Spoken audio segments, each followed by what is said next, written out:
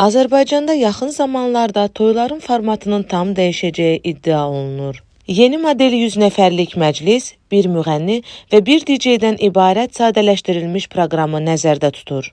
Bunun əsas səbəbi isə toy qiymətlərinin son illərdə kəskin bahalaşmasıdır.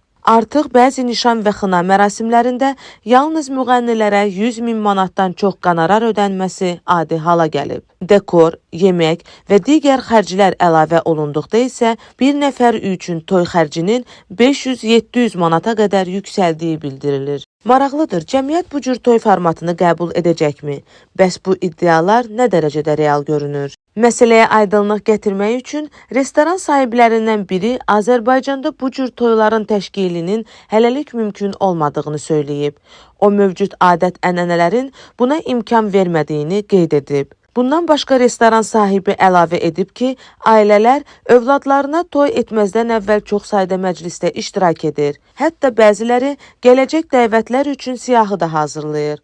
Onun sözlərinə görə yaxın zamanda belə köklü ənənələrin birdən-birə dəyişməsi mümkünsüzdür. Artıq toylar həddindən artıq şişirdilmiş vəziyyətə çatıb.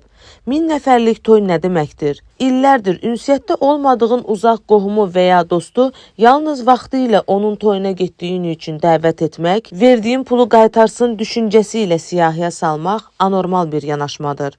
Dünyanın heç bir yerində belə praktika yoxdur və bu prosesi dayandırmaq lazımdır.